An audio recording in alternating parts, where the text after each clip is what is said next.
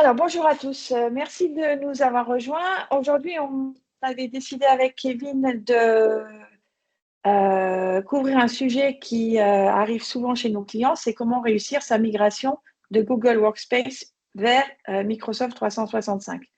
C'est une problématique que beaucoup d'associations européennes rencontrent, notamment, qui ont commencé à travailler avec Google Workspace et qui se rendent compte qu'il y a des fonctionnalités très intéressantes chez Microsoft 365. On a décidé avec Kevin, ici présent, de couvrir ce sujet.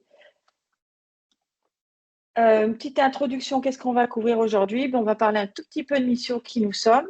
Et puis, on va couvrir 4 aspects. Comment voir les différences entre Google Workspace et Microsoft 365.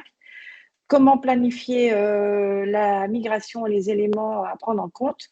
Comment se passe la migration et qu'est-ce qui se passe une fois qu'on a migré. Qu'est-ce qu'il faut faire? Juste 2 ou 3 mots sur Missio. Missio, on est une société de services informatiques. En fait, on a été créé sur la base on a une réflexion sur le fait que quand on grandit et qu'on a une entreprise qui se développe, on devrait avoir le droit d'avoir un informatique qui fonctionne et pas de passer son temps à régler les petits problèmes d'imprimante. Et c'est là qu'on intervient. Donc, on a 3 formules pour gérer votre informatique, soit à la demande, soit en service helpdesk, ce sont des packs d'heures prépayées, soit sous forme d'un contrat IT Manager, c'est un contrat avec un forfait mensuel.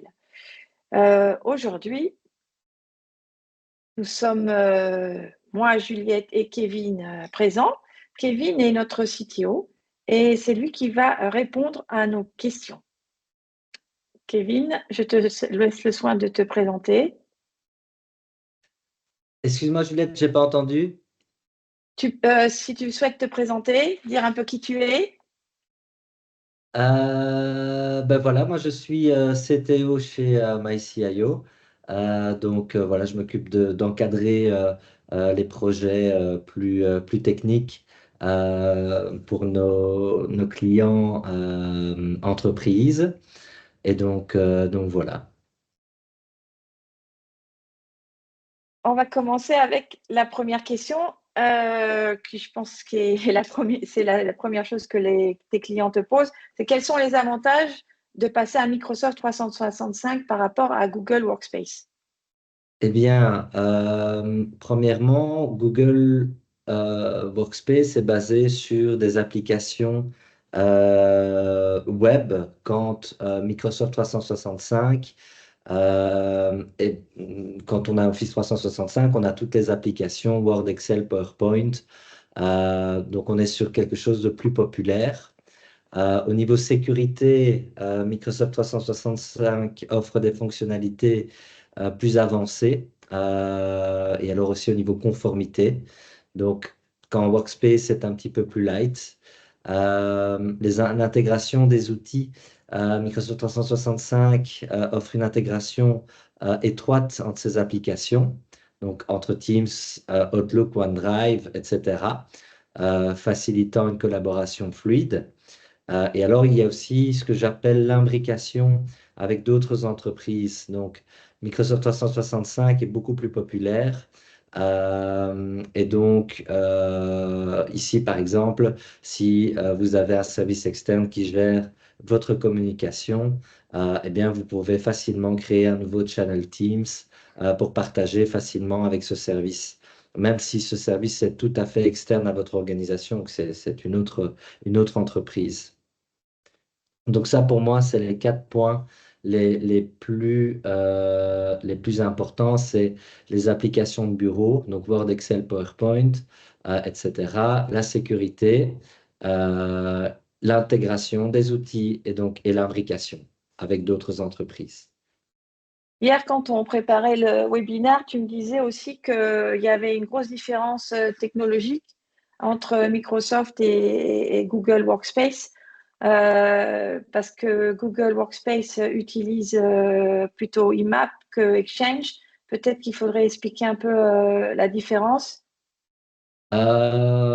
En fait, ça, c'est plus au niveau du mail où, en effet, Google Workspace utilise un protocole IMAP, qui est un protocole qui à mon avis, doit avoir 25 ans, euh, qui comporte des problèmes. Donc, il y a des problèmes de synchronisation. Si, par exemple, on déplace un mail dans un dossier, on se rend pas tout de suite compte qu'en fait le mail n'a pas été transféré du côté serveur. Du coup, quand on veut réinstaller si par exemple on doit changer de machine, qu'on remet le compte mail dans la machine, euh, eh bien, on se rend compte qu'en fait le dossier est vide parce qu'il n'y a pas eu de synchronisation. Ça, c'est des choses qu'on ne rencontre pas avec le protocole Exchange, qui est un protocole beaucoup plus fiable à ce niveau-là. Donc, c'est vraiment un gros avantage.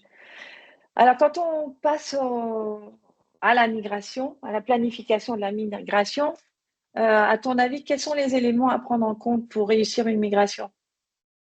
Alors, il y a premièrement le nombre d'utilisateurs, ça c'est quand même une information importante. Évidemment, une migration de 2 utilisateurs ne va pas se dérouler de la même façon qu'une migration de 100 utilisateurs. Donc, le nombre d'utilisateurs, les outils utilisés dans Google Workspace, parce que Google Workspace, c'est une série d'outils qui peuvent être utilisés, notamment le mail, le drive, le calendrier, les contacts. L'idée, évidemment, c'est de remettre tout à disposition dans le nouvel environnement Microsoft 365. Il y a évidemment le nombre de boîtes email, y compris les boîtes génériques comme Info, Accounting, Hello, enfin les boîtes qui sont génériques et qui sont généralement utilisées par plusieurs utilisateurs. Il y a les groupes de distribution. Donc ça, souvent aussi, c'est déployé en entreprise. Le fait que d'avoir des groupes, par exemple, all@mycio.eu enverrait un mail à tous les employés de MyCIO. Donc ça, c'est ce qu'on appelle des groupes de distribution. Donc évidemment, ces groupes doivent être repris dans le nouvel environnement Microsoft 365. Les partages déjà effectifs également. Donc, par exemple, dans Google Drive, il est possible de partager des dossiers. Le but, c'est de prévenir les collaborateurs externes éventuellement qu'il va y avoir une indisponibilité du service suivie d'un changement de configuration pour ces utilisateurs-là. Donc, ça, c'est quelque chose qu'il ne faut pas oublier, c'est que bien souvent, on travaille avec ses collègues, mais on travaille aussi avec des collaborateurs externes. Et donc, il s'agit de ne pas oublier ces personnes-là qui doivent faire partie du processus. Il y a le volume de données utilisé pour ce qui concerne les données. Donc, par exemple, Drive et alors les emails. Donc, une migration de 2 boîtes mail à 10 gigas, ça va être évidemment plus facile qu'une migration, comme je disais tout à l'heure, de 100 boîtes mail avec 30 gigas et 1 Tera et demi de fichiers dans le drive. Donc voilà, le volume de données est un critère important à tenir en compte. Ensuite, il y a les droits d'accès aux fichiers par les utilisateurs. Donc, évidemment, on va récupérer toutes les données du Google Drive pour les mettre dans Microsoft Teams, SharePoint, OneDrive, en tout cas l'équivalent chez Microsoft. Euh, il s'agit quand même de s'assurer que les droits de chaque utilisateur soient reportés dans le nouvel environnement, que, par exemple, le stagiaire ne se retrouve pas à avoir des accès de fichiers concernant les ressources humaines ou la direction. Donc, ça, c'est un paramètre important aussi. Et alors, les spécifications éventuelles propres à l'organisation. Donc, il y a toujours une petite partie relativement spécifique à chaque entreprise. Par exemple, une entreprise pourrait être un grand utilisateur de Google Meet. Donc, ça aussi, c'est quelque chose qu'il faudra tenir en compte. Ça rejoint un petit peu le point 2, donc les outils utilisés dans Google Workspace. Mais en tout cas, voilà, c'est quelque chose il ne faut pas hésiter à se poser les bonnes questions. Et, en tout cas, enfin, ça, c'est plutôt notre rôle à nous en tant que gestionnaire d'une migration, c'est évidemment une question qu'on pose, c'est voilà, de façon générale, comment est-ce que vous travaillez et quels outils utilisez-vous pour ne rien louper dans cette procédure de migration. Donc, je pense que c'est utile d'avoir ces points-là qu'on pourra peut-être détailler par écrit aussi. Ce sera Oui. peut-être plus clair. Donc, Et voilà. comment elle se passe, la migration en elle-même? Disons que voilà, je suis une association, on a décidé de passer de Google Workspace à Microsoft 365, on est 60 employés, on a planifié, on a nettoyé nos boîtes d'email, nos calendriers, on a tout bien fait, hein. Et à ce moment-là, comment se passe la migration? Est-ce que Alors, je peux continuer à travailler? Est-ce qu'on fait ça un week-end?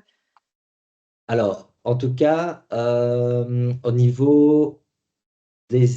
Il y a deux... Comment expliquer ça? Il y a deux gros points sur une migration Google Workspace vers Microsoft 365. C'est les emails. Ça, déjà, c'est un point important. Et alors, les données. Donc, au niveau des emails, on crée tout l'environnement, les boîtes email, on affecte les licences, on crée des groupes de distribution, etc. dans le nouvel environnement Microsoft 365. Et ensuite, commencer, on va faire ce qu'on appelle une pré-migration. En fait, la pré-migration, ça consiste à transférer le plus gros avant de commencer à... comment expliquer ça? Donc, c'est vraiment de transférer le plus gros des données. Et cette partie-là a l'avantage on n'implique pas le client final. Donc, pour l'instant, le client travaille tout à fait normalement. On se met d'accord sur une date de migration, mais nous faisons déjà une pré-migration des fichiers qui est tout à fait transparente pour les utilisateurs finaux. Et donc, en fait, ça consiste à migrer tout sauf les 30 derniers jours. La seule condition, c'est qu'on demande au client de ne pas trier ses emails. Donc, ne pas créer des nouveaux dossiers, ne pas déplacer de nouveaux emails reçus, par exemple, dans des dossiers. C'est vraiment de travailler uniquement avec la boîte de réception et la boîte d'envoi, ce qui est tout à fait praticable, étant donné que cette phase-là de pré-migration dure généralement, on va dire, bon, ça dépend encore une fois du nombre de boîtes mail. Sur 60 boîtes mail, c'est une étape qui risque de prendre une semaine parce que c'est du temps de transfert. Il faut que toutes les données arrivent de Google Workspace vers Microsoft 365. On est sur deux serveurs tout à fait différents. Donc voilà, il y a un temps de traitement qui est incompressible, qui est le temps simplement que les serveurs se renvoient les informations. Donc ça, c'est ce qu'on appelle la phase de pré-migration. C'est transparent pour l'utilisateur.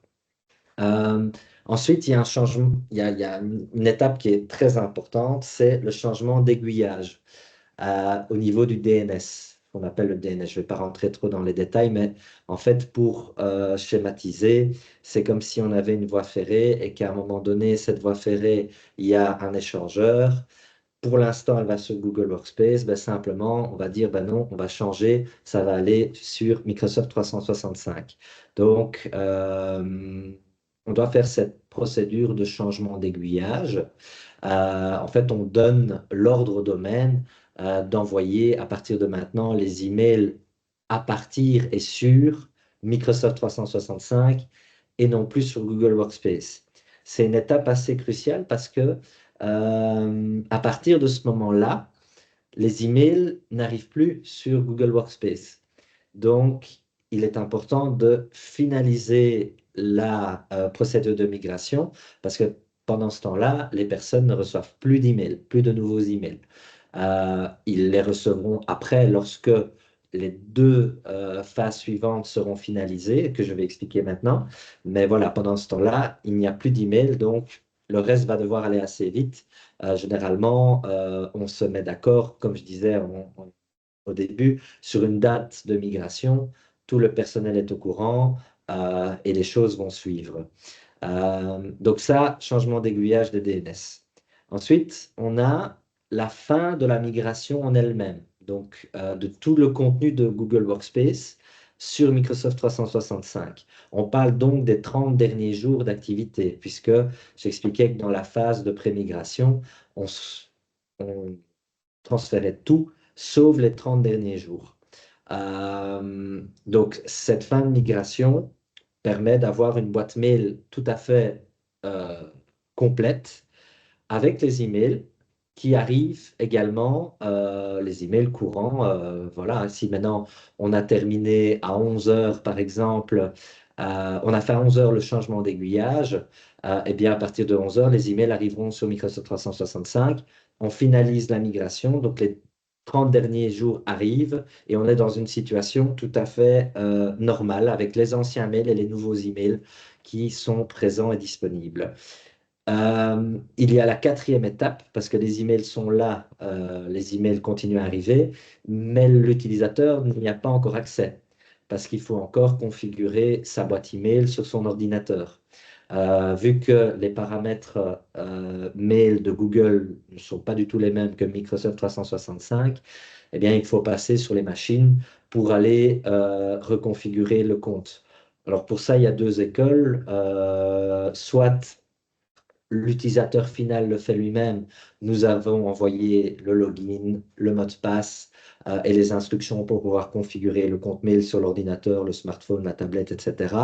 Soit ben, nous-mêmes, on repasse sur chaque machine. Ça dépend un petit peu. Ici, nous, on fait les deux scénarios en fonction du client. Et certains clients qui préfèrent qu'on gère de tout de A à Z. D'autres nous disent, OK, ben, une fois que c'est fait, on envoie les logins et mots de passe et on se débrouille. Ça, c'est un petit peu selon aussi allez, comment expliquer ça? Comment est-ce que les utilisateurs finaux se débrouillent, si je puis dire. Donc, parce que c'est vrai que c'est pas une étape très compliquée. Il suffit de suivre une procédure de 4-5 points et c'est reconfiguré. Donc ça, c'est par rapport au mail. C'est le plus gros morceau.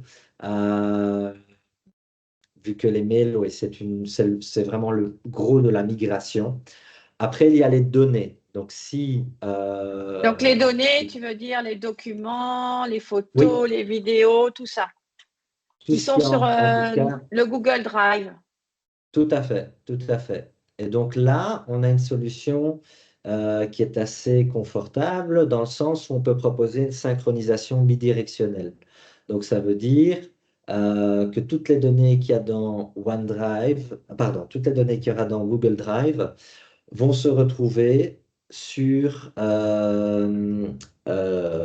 Microsoft 365, dans un SharePoint ou dans un Channel Teams. Ça, on peut vraiment faire ce qu'on veut.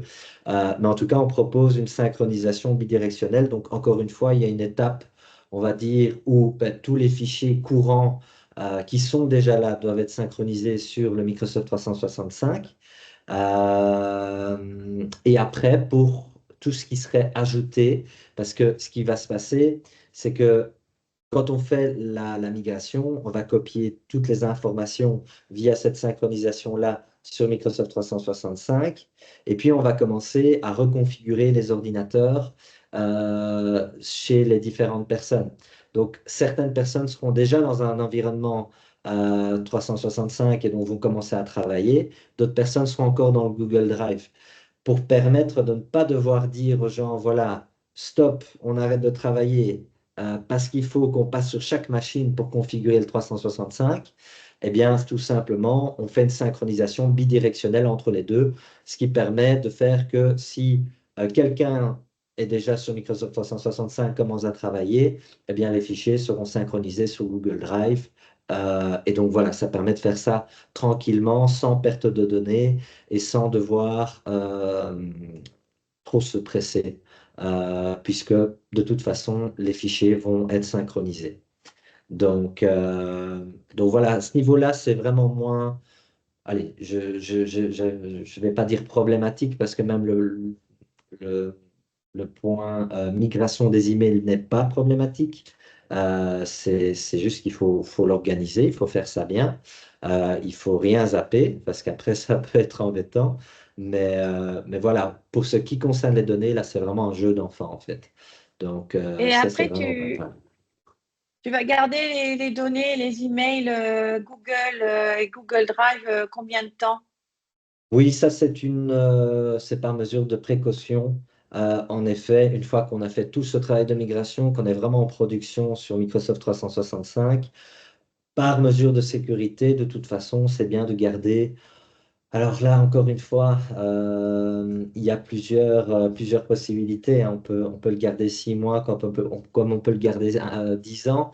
Mais généralement, sur 6 mois, voilà, on est dans une situation assez sûre, vu que bah, voilà, en 6 mois, on sait se rendre compte si vraiment il y a eu un problème de transfert ou quoi que ce soit. Ça permet vraiment d'avoir un backup encore pendant 6 mois, de s'assurer que tout fonctionne bien sur la nouvelle plateforme. Donc, moi, je recommande 6 mois. Ni plus ni moins. Parce que moins, voilà, c'est peut-être un petit peu risqué parce qu'on n'a peut-être pas eu le temps de vraiment vérifier tous les aspects. Et plus, bah, je crois que franchement, en 6 mois, on a fait le tour, quoi. Donc, s'il y a quelque chose vraiment de majeur qui aurait dû être reporté, il aurait déjà été fait dans les 6 mois. Ouais, Voilà. Et bon, alors on a fini toute cette migration on voit chez certains de nos clients quand même, c'est pas si facile de mettre en place Microsoft 365. Est-ce que on les laisse tout seuls ou pas? Bien sûr que non. Euh, on a mis en place des formations spécifiques pour des équipes tout à fait alors sur mesure en fonction de leur manière de travailler. Mais qu'est-ce qu'il y a d'autre qui peut se passer qui nécessite notre intervention, Kevin? Eh bien, post-migration, en effet, il y a la formation. Donc ça, c'est comme tu disais, c'est très important parce que ça permet, en soi, il n'y a pas grand-chose qui change vu que voilà, c'est une boîte mail, c'est un système, c'est un dossier dans lequel on peut déplacer des fichiers qui sont synchronisés avec le reste de l'équipe. En soi, il y a pas vraiment de grands changements, sauf qu'il y a dans Microsoft 365 toute une série d'outils qui sont vraiment hyper intéressants. Alors, on va pas en parler aujourd'hui parce que ça mériterait quelques heures de webinar. Mais en tout cas, il y a tout plein d'outils qui sont vraiment très intéressants en Microsoft 365 et qui méritent vraiment d'être exploités.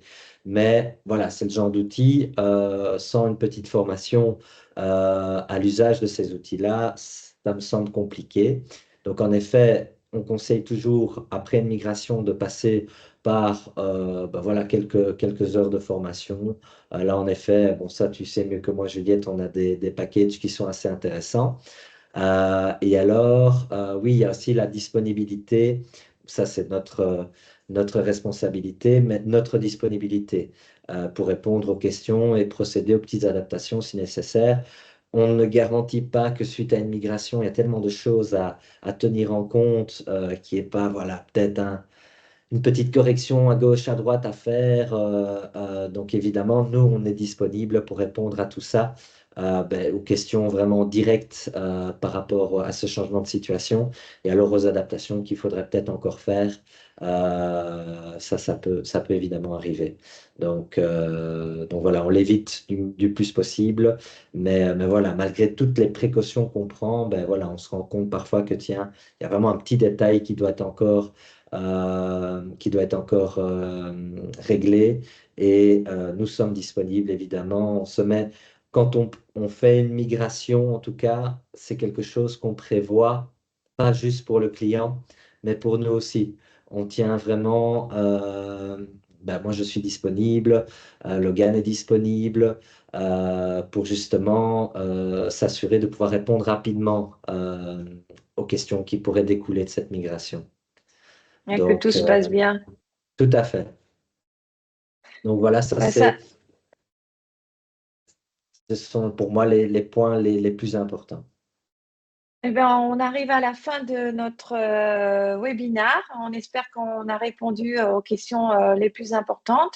Si vous avez d'autres questions, n'hésitez pas à nous contacter. Si vous avez un problème de migration, ben, discutons-en. Voici différentes manières de nous contacter, soit par téléphone ou par email. Et même, vous pouvez planifier une réunion en ligne en direct. On sera heureux de vous aider. La migration, c'est une chose qui ne se fait pas à la dernière minute. Il faut quand même penser à comment les choses vont se passer, comment on va aussi sauver les documents, etc. Donc, on vous conseille de vous y prendre à l'avance. Nous vous remercions et à très bientôt. Merci beaucoup.